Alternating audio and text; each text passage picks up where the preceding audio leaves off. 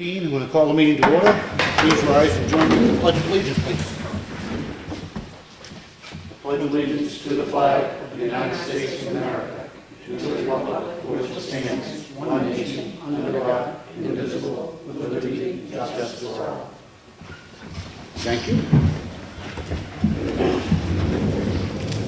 First order of business is we have the minutes of the Selectmen's meeting which occurred on Monday, August 17th. I make a motion we accept them as printed. Second. Any discussion?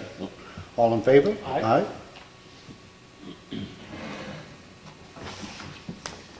And we have the minutes of a Selectmen's Department Head meeting and workshop which occurred on Monday, August 17th. I make a motion we accept them as printed. Second. Any discussion? All in favor? Aye.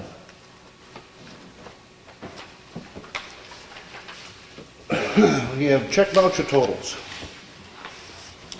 Payroll for week ending 8/22 was $39,573.56. Accounts payable for week ending 8/15 were $125,479.50. We also made a school payment of $975,623 for a total dispersed last week of $1,140,676.06. I make a motion we sign. Second. All in favor? Aye. These are again the batch totals. We review and initial and approve every purchase order.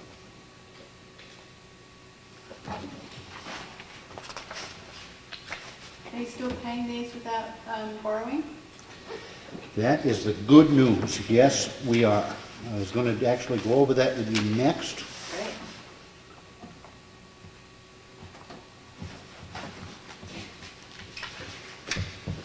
Last year, town started borrowing on its TAN note, tax anticipation note, in March.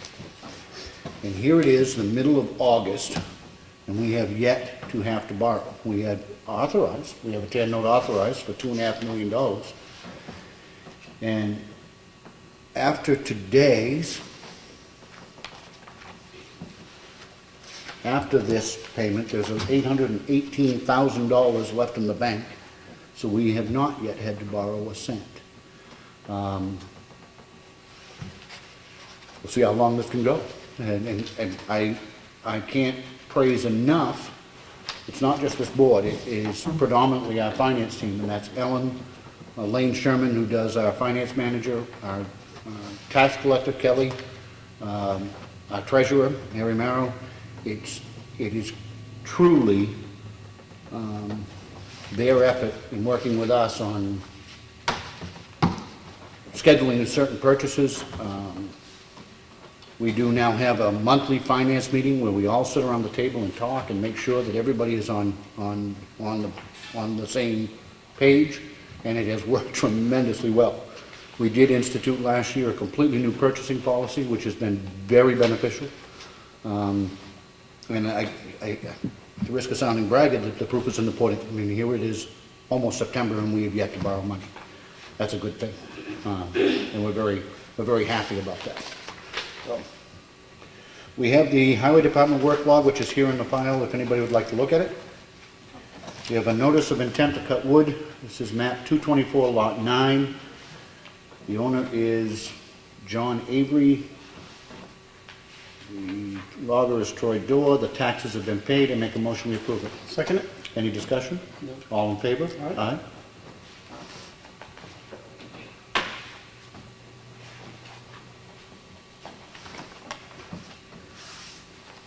We have a letter going back out to I'll read it briefly. It's a lady who was actually alleging that some road work that we had done was causing a drainage problem on her property. Sister Tammy Badge, 61 Maple Circle. Monday, August 17th, 2015, it was brought to our attention that you have had some issues with the drainage on Lower Beecham Road. It was explained to us by Brian Harriman, Public Works Director, and Selectman Frank Riley, that they had met with you last summer and had a discussion with you regarding the concerns about the drainage culvert that discharges onto your property just below Ernie Hayford's property.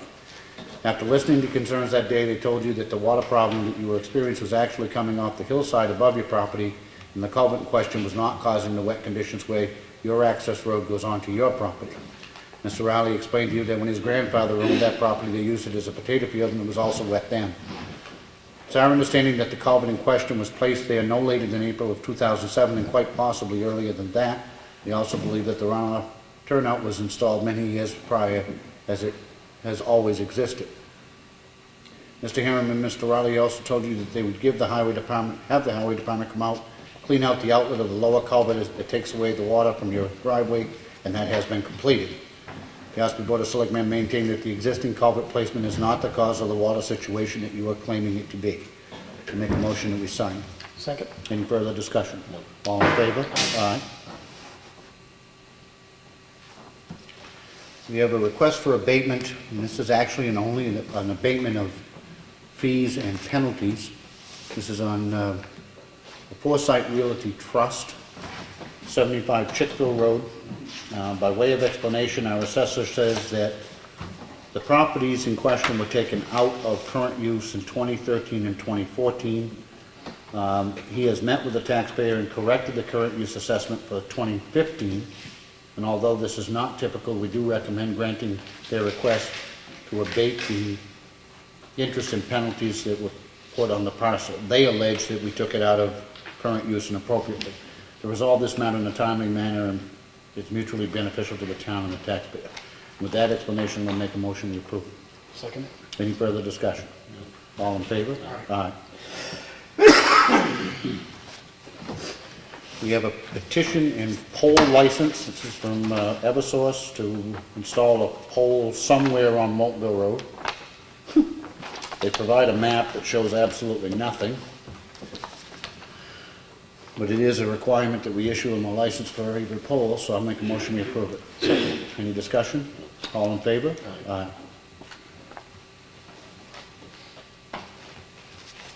There are 2 copies which need to be signed.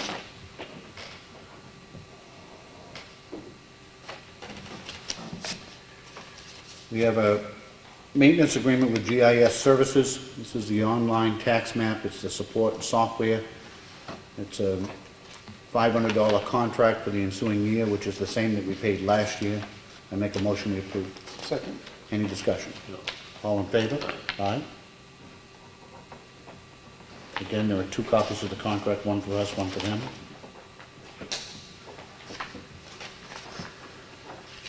A copy of an email sent to Ellen. You're being contacted. The Dover City Council on Wednesday, August 12th, authorized the city manager to contact Andrew Valinsky of Bernstein Shore Counselors at Law and to secure special legal counsel regarding the state's constitutional obligation to fund an adequate education for Dover's children. You are being contacted, Ossipee is, because we are one of those underfunded communities. Would you please contact your local city, town officials, and school boards to let them know that the meeting is scheduled for Tuesday, August 25th, 6 p.m. Hope is that every underfunded community will have representation. Can we make sure that the school board has been provided a copy of this? It doesn't require any further action on our part. We have a, seems like weekly letter from Time Warner Cable about their programming, if anybody would like to look at it.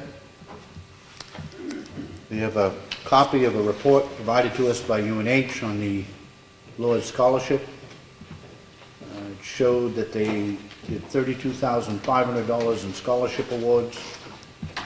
There is a packet here if anybody would like to look at it. I will continue to say what disturbs me is that a scholarship which is predominantly supposed to be given preference to Ossipee children, there is one Ossipee child who received a scholarship.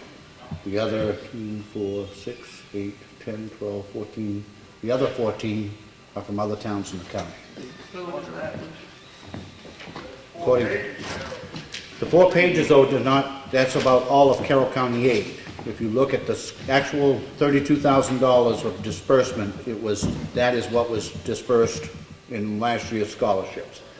I just think it's very troubling that, and it's something that I've continued to say is troubling, although I don't know what to do about it.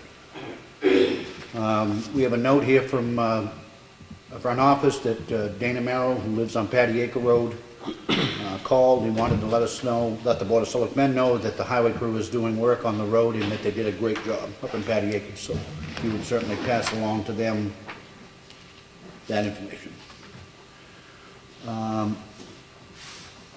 That concludes the red folder. Before I go any further, you must be Ken. Yes. You still have hair, but it's going to be gray and falling out shortly, I fear. Yes, This my is, name is Ken Robichaud, and I'm the new county administrator here for Carroll County. Just want to stop in and introduce myself and see these faces, and you see my face, and although it may change in the next few months. I just want to take an opportunity just to say hello, and I just want to stop in and see how things are going. And I'd like to take your finance people, if you wouldn't mind. you can't, I understand why you might want to, but you can't have them, or at least I hope you Great can. job. Congratulations. Thank you. Well, one, I'm glad to meet you and welcome. I think it's long overdue, and I'm hopeful that you are going to be part of the solution of what has been as you well know, a very serious problem down there. Absolutely. I guess from where I stand right now, I will convey to you that one of our predominant concerns right now is that the tax rate be set on time, because that is to your benefit and very much to ours.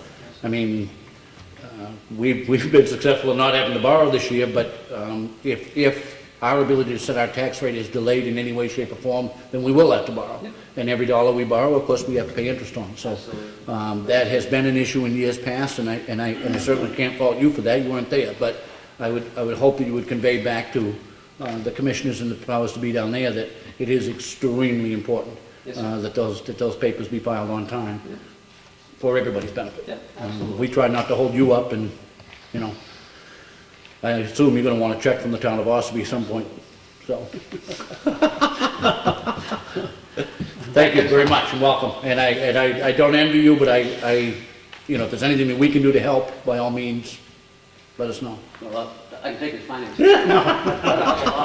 Other than that. All right. For the supplemental budget? Yes, it's been set for September 9th, and it'll be at 10 a.m. at the Mountain View Community Center. So if everyone wants to go. Is it accurate that the Bank of New Hampshire did free up some money to get you through? But they did. They were very generous and freed up 2.3 out of the 4.5. So It takes off the immediate crunch. Absolutely. Okay. Yeah, it's a big relief off of my mind and off of my shoulders. Well, I'm sure it's a good relief off the mind of all those employees that would really like a Absolutely. paycheck. So. Yep. Good. So Excellent. Good luck. thank you. Yes, good luck. Old business. Covered bridge, anything new, Fred? There is, I was unofficially informed that that change order has been approved for financing. I was told I'd probably receive the official notice the next day or two here, first of the week, this week being today, tomorrow, Wednesday probably, so that was good news that it happened within that, basically that 30-day time frame where it's supposed to, so. Yep. As soon as I hear that it's officially approved with us, I'll inform 3G so we can get the paperwork on that and they can jump right back into full tilt. Good. Now, am I correct that our portion of that change order is going to be about $19,000? Do we know yet where, have you met with Connie? I know you did back a ways. Where are we with that fund balance? I haven't actually sat down with Connie and gone over, you know, where we're at right now with stuff. You know, we probably should do that on a monthly basis to stay up to date on it. Yep. So I do know too, I've got 2 requests for reimbursements to them right now of $43,000 a piece. Okay. So that's $86,000 coming back into you know. All right. Can you try to make, Connie, would you be available to meet with Brad sometime this week, prior to next Monday's meeting? I'd just like to get I'm hoping that $19,000 is going to be absorbed into that warrant article someplace. And the reason I say that is because when we went to town meeting, we told those folks that that was the last of the appropriations, that was all we're going to need. Now, I understand change orders too, but I'd really like to see where we stand with that account. You said 43 apiece, right? We have 2 open, 43 coming in, so. So that's 86, about 7,000 coming back to us. No, that's the amount actually coming back is the 86. Oh, 86 coming back. Yeah. Okay. You should have well over 100,000. So it will project out what What costs are the remaining. costs and remaining for the See balance where of this we, contract. see where we are. Yep. Okay, thank you. Library masonry repairs. I spoke with Jay. He is going to get back in there with the heat stuff. He hasn't done much of anything in the last couple of weeks. He said he'd be back near the end of this week, the first of next week, and he had about maybe 3.5 days left to finish up in there. He'll be wrapping that up, so Okay. it should be done by the end of the month here. Yep, all right. And tree removal, I know you reported to us earlier that the tree in West Ossipee. West Ossipee is being, Is being taken down today and be finished tomorrow by noontime or so. okay, And as I reported to, they are not able to do the one up here by Mill Pond. So I will be looking out to find another company that's able to get up there and do that, whether we need a crane or what we need to do that one. But we'll Okay. get that scheduled to get done. all right. And Sumner Brook chimney repair I have down here. Jay also provided me, as we've spoken at the last meeting, I believe, about the possibility of doing he quoted me another price to do a double flue chimney. Yep. I did just receive that about probably an hour and a half or so ago. And we also, if we do that, we still have to do some repairs to the existing chimney because to make it, to seal it up basically at the top, it still leaks up around here, so part of that original quote they'd given us to put the stainless steel liner in, and to rebuild it, we had to separate up those two parts of that estimate there. So I'll be able to do that for, very shortly here, but, I can get together with Ellen the next day or so here to Okay. get those numbers so we can get the insurance company. And, Well, it's important that we do because the Conservation Commission is meeting on Wednesday. So, tomorrow night, okay. If we can get those somewhat finalized numbers by tomorrow so that they can have it for their meeting, because what we've just basically decided with them, for lack of better, is that they're gonna do it, they're the landlord, they're gonna do what they need to do, and then we will reimburse them whatever we get out of the insurance on it. And we've had some preliminary discussions with them, and it looks, if I had to guess, they're gonna get $1,300 or $1,400, in insurance proceeds, so, what it basically boils down to is to do the double chimney is about $5,600. Plus I have to figure out what a number would be to move the oil burner from where it is now over to where the new chimney would go, because it's going to be in a gable end of the house, which is on the north side of the house there, which would be some expense there. Now, and speaking with Jay, he kind of frowned upon that because he claims when you start moving an oil burner that's been in service for a while with all the plates, but are sealed in there with the water sewer stuff with the neoprene. Once they get moved, they get dislodged a little bit, they tend to continue to leak. Yeah. That could be a problem. His suggestion is still to stay with that original stainless steel insulated insert in there for the oil burner, to leave that where it is and do a single chimney off to the side. yeah. Well, if we can convey that, again, being the landlord, I may have a preference that really doesn't, quite frankly, matter what we think. I mean, they are the landlord, and so long as it's safe when it's done. Can we make sure and get that information conveyed to them, and then let them decide? Yeah. Okay, good. Anything else, Brad? Let's see. Oh, town garage. Town garage, yeah. I talked to Bound they are meeting me here Wednesday morning at 9 o'clock. They have a lot of information for us, stuff, how detailed it is yet at this point, I don't know, it won't roll 9 o'clock Wednesday, but they are providing, preliminary plans, and I don't know if they have a bunch of numbers worked out yet or not with it. Okay. Hopefully they do, and we'll be able to proceed to get a number locked in and be ready to, put that together for budget purposes. Good. So, You prepared, you available Wednesday morning? No, I have Okay. to go back and check my own calendar. What time was it? 9 o'clock, 9 o'clock. right down at the highway garage. I'll check it, see if I am or not. I don't know. Seems like something's happening Wednesday, but I don't know what yet. Okay. What are you doing to the town garage, you think? We plan on adding on to it. The current town garage has not been added on to or changed since 1975, some 40 years ago. We have been putting money into a capital reserve fund now for several years, getting ready for this. And then last year, we raised an additional amount of money and got authorization to do the engineering this year out of money which we have already saved, with the full intention of adding on to it this coming year. So we've started the process with an engineering firm to give us some advice on sizes, and I think they're gonna end up even providing us the bid specifications, which we can then use to actually put the project out to bid. And is this to store equipment? It's for all of it, and one of the biggest parts, I think one of the biggest parts of what we're talking is putting on a maintenance bay, which will have the ability, and including a lift, which will have the ability to lift a truck. We are constantly trying to do a financial analysis, but we are very close to being able to justify and actually save money by doing more and more of our own mechanic work in-house.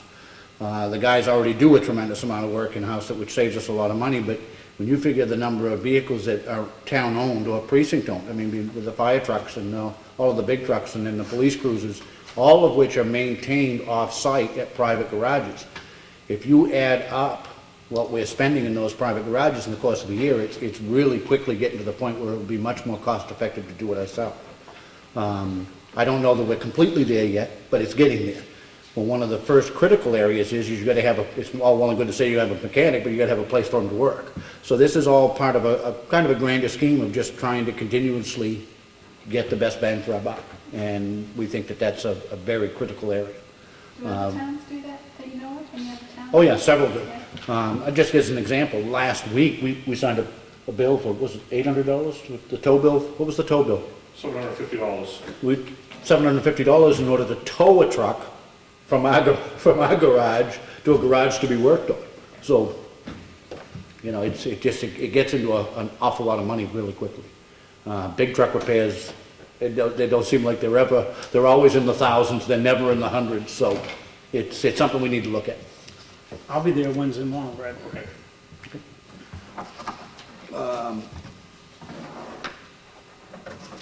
Any other old business? I'm gonna bring it up under old business, but it could be old business or new business. We still have 3 vacancies. I don't think there's more than 3. We have a vacancy on the Conservation Commission. We have a vacancy on the Cemetery Trustee, and we are still lacking 1 trustee of trust funds. These are not overly time requiring, but they are very important positions that are vacant that need to be filled. So if you know anybody, or if you yourselves are interested, please consider throwing your hat in the ring. What becomes very difficult is on even some of the smaller boards where there are only 3 members, it takes 2 to do anything. And if one of them happens to be absent for any myriad of completely justifiable reasons, then business can't be conducted. So it is really important, especially on those 3-member boards, that we have 3 members. And right now we don't. We don't have 3 trustees, we don't have 3 library trustees, and I guess we do have enough of a quorum on the Conservation Commission, but cemetery trustees, we only have 2, and we really need to have that 3rd one. So please consider throwing your hat in the ring if at all possible. What about the budget committee? Has anybody stepped up for that yet? Or is there still vacancies on that? There may well be, and I didn't include it on here because the budget committee statutorily is able to fill its own. So that's why I didn't include it on this list. But there are, and I think you're right, I think there's at least... 2 vacancies available on the I budget committee? thought there was only 1, but at least 1. Oh, okay, 1, yeah. At least 1. And so again, Maybe 2. an opportunity for people to participate in a very important process. So anyway, thank you. Any other old business? I don't. Alan, anything? No? New business? Public input? Mr. Babson? Thank you, Mr. Chairman. Mr. Chairman, as you know, over the years, I've been following this Lloyd Scholarship pretty closely. And if you go down over the sheet, I hope you guys will take the time to go down and study it. The market value as of 6/30/214 was, call it $1,800,000, was $776. But in a period when the market hit all-time highs, prices went through the roof, the gain they had was only $18,000. of which they took 15,000 to manage the account. Now, I think that's not right. The payout for the purpose of the fund was $66,000. You could move down to the payout for the purpose of the account.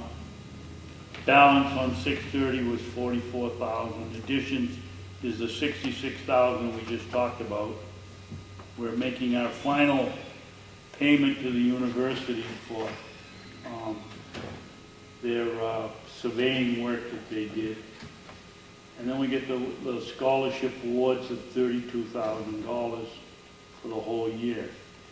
Now, I don't understand on here. Payout for the purposes funded 6/30/15, note number 5. This represents a full year payout to the purpose, 7/1/14 to 6/30/15. That would be this past year. And yet, you go over to their sheet where they show how the breakdown was in the 14 students, it's only $32,500. That's the scholarship line.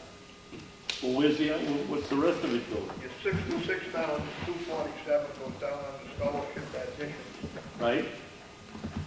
so that counts for 5. For the purpose of 5.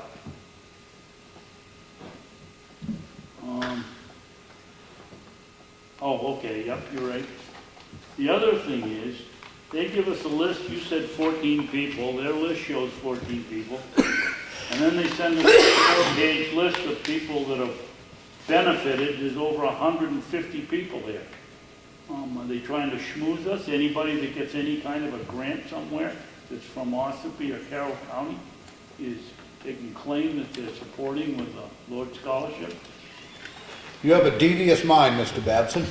Well, Very much like mine, because that's exactly what I thought when I read it. I can tell you, when they got the money in 1950 for $250,000, and 50 years later it's gained less than $50,000.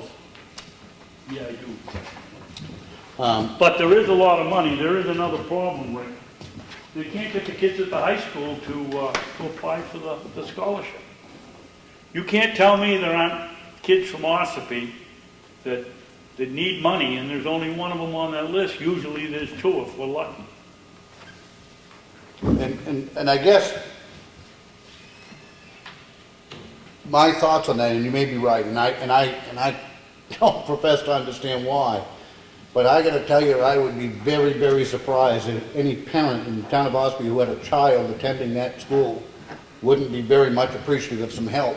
And I don't know what we can do more to get the word out of its availability. There's that in the Life of Merrow as well, and some other pretty significant scholarships which are available to Ossipee kids, and I don't know. It's just disappointing to me, out of all that money, that the scholarship went to one kid from And how Ossipee. much was it, Rick? It was only, what, $1,250? For both terms, $2,500. And the terms of the will say preference will be given to Ossipee and Tamworth. Correct. I'll tell you, And there's one from Ossipee, one from Tamworth, and then it's Salmonville, Silver Lake, Wilkesboro, Moultonboro, Wilkesboro, Melvin Village, Wilkesboro, Moultonboro, and Tuftonboro. I don't begrudge those students help either, but this was a scholarship that's supposed to give preference to Ossipee and Tamworth kids. And that's the way it was left, and that's the way sadly, I don't think it's.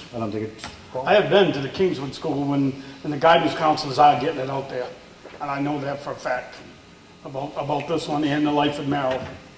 I've been there and seen it. Maybe. Whether or not they're doing anything about it, I don't know. Connie, and I know you've been involved with this for a long time. Maybe we can help try to get that information out too as we get closer to that season about those scholarships that are available to Ossipee kids. We now have the benefit of these meetings being taped and not being seen by a certain number of people, and I'm not saying this to puff smoke, but we're actually getting some decent coverage out of the Independent, which hadn't happened for a long, long time. And maybe we can do something to help try to get that information out a little bit more too. When you go into that guidance office, they have a list of them and it's there, it's on there. and these kids see it. Well, I'm Why ain't they told one of putting in, I don't know. I'm told one of the problems is probably, if they get it the first year, their freshman year in college, they have to go to the high school and get a special code to get back into the guidance department to get a copy of that scholarship and the application so they can fill it out. That is true. They have to go under the alumni side. Yeah. Yep, And that's for all scholarships. that's right, that's for all of them. Because my daughter has, she does. All right, other public input? Yes, ma'am. We have a Duncan Lake issue, Okay. being the town beach. We constantly have issues with the campground people next door telling us the kids can't be on rocks. Last week, I was told that we are only allowed to be inside of the buoys. We can't go outside of the buoys at all because it's private water. And the police from Ossipee came and backed her up, told me to keep my kids in the buoys. I have a huge issue with that. Okay. So somebody needs to put the campground people on the same page and obviously the police. Okay. That is a concern to me That because is- nobody owns the water. Nobody. Which is what I said. If She you're went on, so if far you're as on to tell somebody me- else's She property, went so far as to tell me she was going to have me charged with criminal trespassing because I was in the water outside of the buoys. okay, I think we can address that. Did you by chance contact the police chief? No, I did Okay. not. She called the police down and he didn't want to have anything I had to say. He told me to stay off the rocks and stay in the buoys. Is that the people from the campground? Yes. Was it the police officer who told you that? The police officer told me There you that. go. So nobody's on the same page. We can certainly facilitate that. We've Take care had of that. ongoing issues for past 15 years with that campground owner. The other big issue down there is the rocks. And the way I understood it for 15 years is that from the high water mark, those kids can be on it. If it's up on their land, but the rocks are out in the water, surrounded by water, and they go out there and fish. They're not bothering allowed. anybody, they're not That's where all the Disrupting frogs anything? are, that's where all the little catfish are, and the kids are out there with their nets. And I came to you last year when I called the cops, and you specifically told me that as long as the rocks are surrounded by water on all sides, that it is considered town or public State property. property, it's not town property. Well, this woman, 2 kids swam across the length of the lake and climbed up on the big rock, and she was, boom, on their bottoms about getting off of her property. But yet her dog runs across the rocks and all over the Never beach. leashed. We've seen him, you know. And the lifeguard's really good about getting them back over there. Andrew is great, but I mean, He's if a she's, kid. yeah, He's a kid. he's a kid. But if she's going to complain about this, then something needs to be done with her dog, the open containers that are down there from the people coming through the campground. Well, and the police need to be on the same page. Yes, they do. And that's why, and I'm not, believe me, and I don't mind facilitating that at all. That's why I asked you if you called the police chief.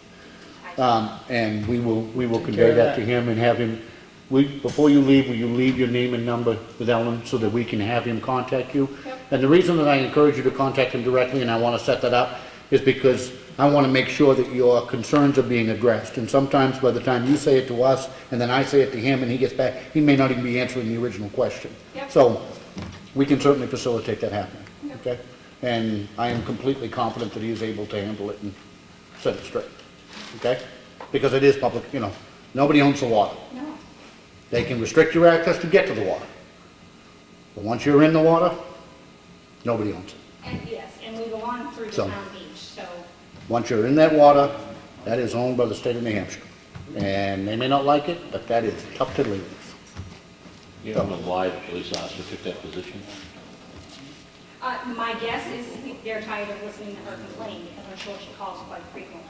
I know she had called the sheriff's county the day before because the lifeguard was sitting on the rocks. That's, he told me, and he wouldn't get off the rocks. So these rocks were actually in front of their footage? It's It's between. in between. It's in between. The campground people all come across the beach to get to the fishing area where they are allowed to go. They don't bother with that, but they've got to come across the town beach to get there. To me, it's not on our property, not on theirs, because the rocks are in the water. Correct. Once they're in the water, then that's a different, But the old guy that had the campground for the past 15 years that I was at the beach, I'm sure I haven't been there, we had a really good working relationship. I didn't get all over the campers for their open containers or whatever, and they didn't get all over our children when they wanted to fish on those rocks. But we don't know who this woman is. The old guy's gone. Yeah, he has, I haven't And seen there's hardly this young anyone. woman, in her mid-20s. We don't know who she is, but she is just like Gestapo down there. Anything she feels is the way she wants it. She's, and like she said, calling the police. Just call them. okay. Well, let's get that facilitated, and I'm sure, like I said, that should be an easy one to fix. Much easier than many of the other things we have to do, so, okay? Thank you. Thank you for bringing it. Anybody else on the public input? Mr. Comeau? My comments are in regards to the upcoming delegation meeting on September 9th at 10 a.m.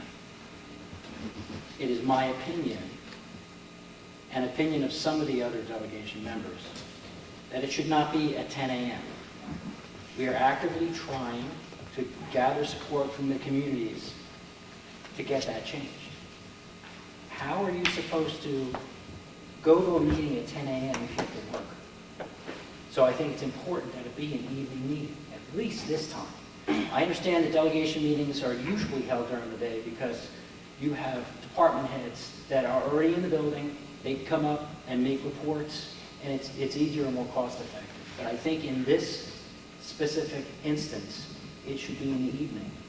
So everyone in earshot, if you feel the same way, email the chair and ask for an evening meeting, just for this one or two meetings.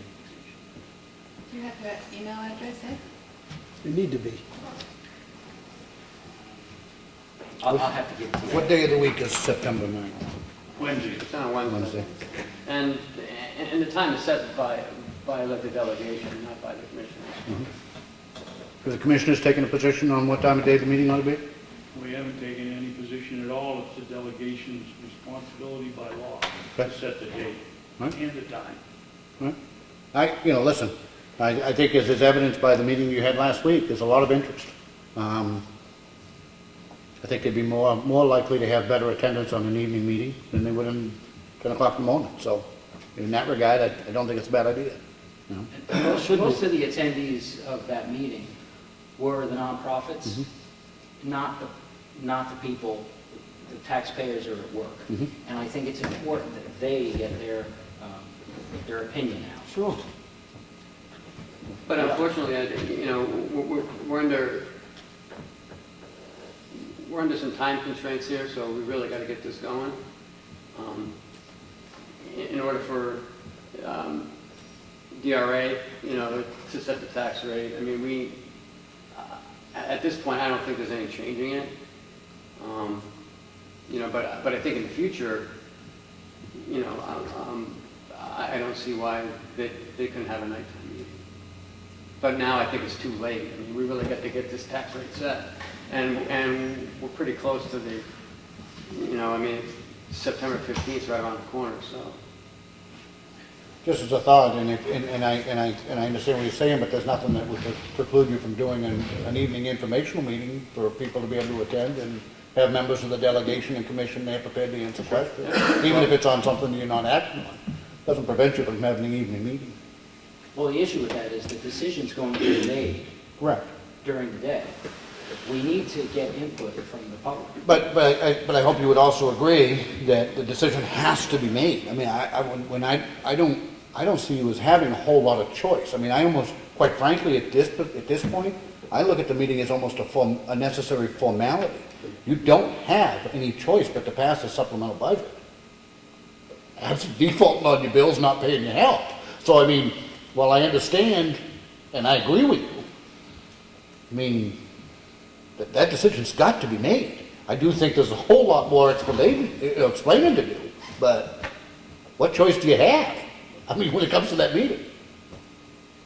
To the public, did you ever notice that these things are always last minute? The selectmen and the commissioners are always, they always have to do it at the last minute, grant review. Oh, no, you Last minute. don't throw the selectmen into that mix, because what did I chastise you for last week? The fact that delegation has known for months that this needed to be fixed, and they have waited until there's under a huge deadline. Don't throw that on the selectmen. We have been very good and forthright about trying to get our ducks lined up. Well, I didn't mean to imply that it was the selectmen. I was speaking Okay. to the delegate, at this point, the delegation and the commissioners. Okay, because you said selectmen and commissioners, and I'm thinking, Yes. wait a minute. The vote will occur. It has to occur, but public input is always the last thing. It really people need to step up. If you don't like the 10 a.m. They time, already you have their mind made up, so regardless, and I understand your point, yes, there should be an evening informational, because yes, my taxes are gonna go up, and here I am working my patootie off to try to afford my house that I'm living in. And these people are making these decisions for me, and they're not doing it at a proper time where anybody can attend. And the delegation needs to hear that.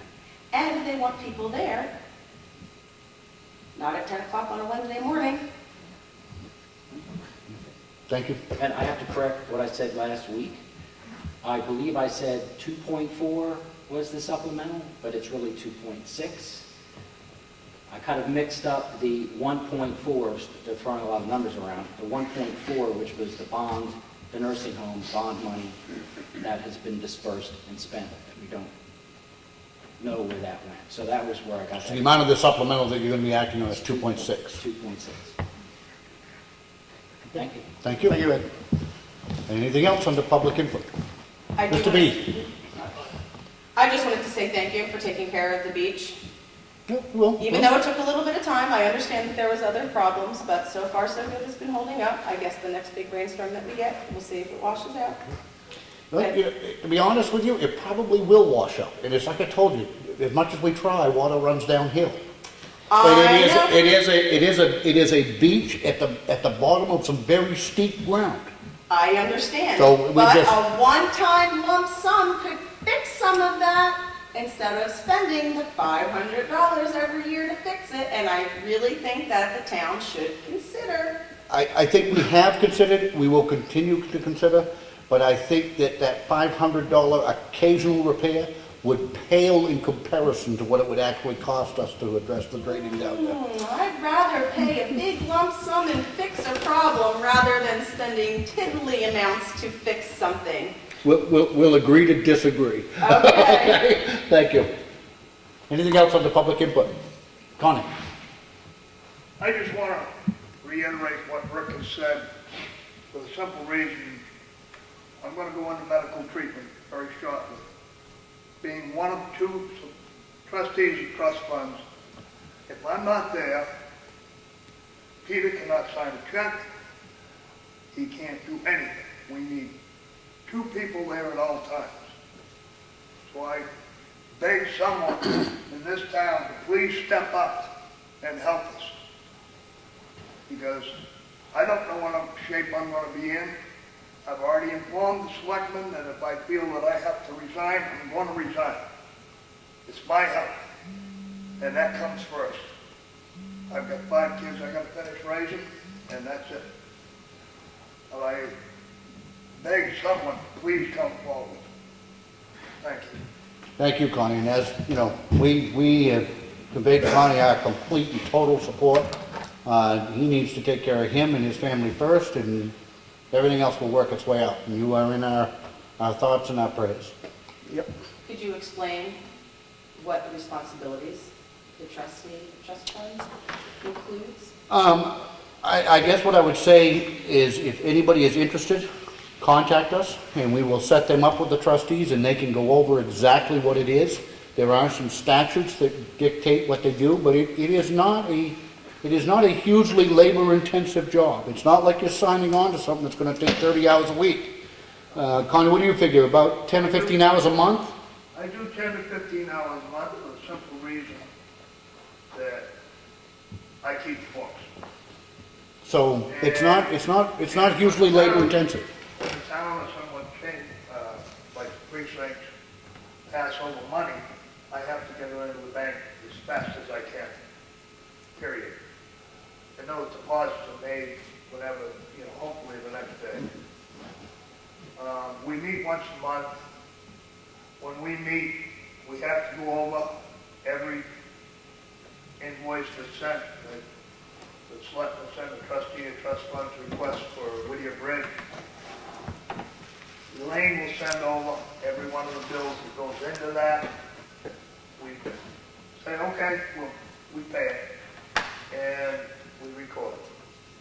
And basically, we meet sometimes, well, like in the spring, we have to sign letters, in the spring.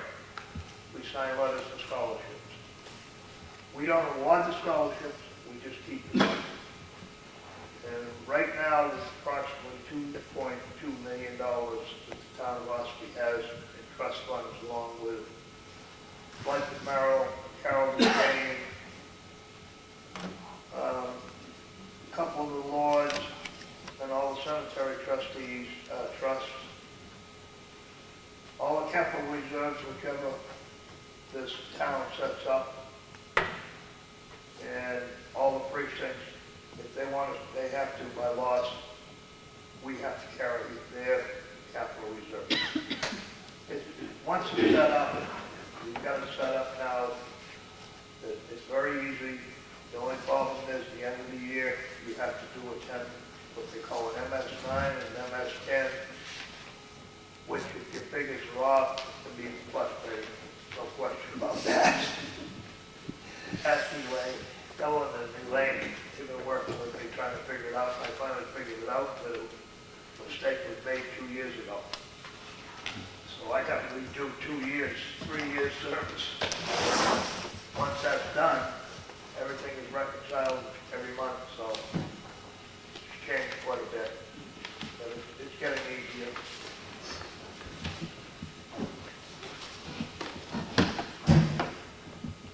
Do you have something? No, all set. Anything else on the public input? Kelly, I see you have a stack of papers. We have a need for non-public on tax issues. Anything else come before me before we do that? No? Okay. Make a motion, we enter non-public session under 91A32A through E, which is to discuss with our tax collector, excuse me? I'm sorry, 91A32C, with our tax collector on delinquent tax property taxes. Hold the board. Mr. Freeman? Yes. Mr. Riley? Yes. And Rick Morgan, yes. We will be back as soon as we can.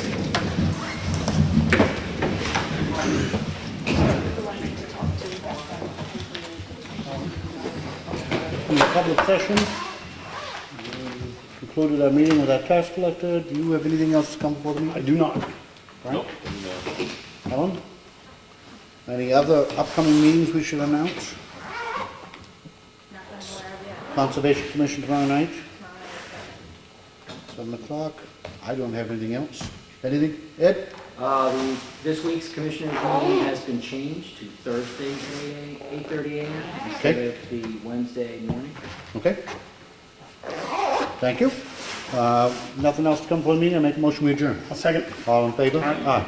Thank you. Thank you, Ed. Thank you.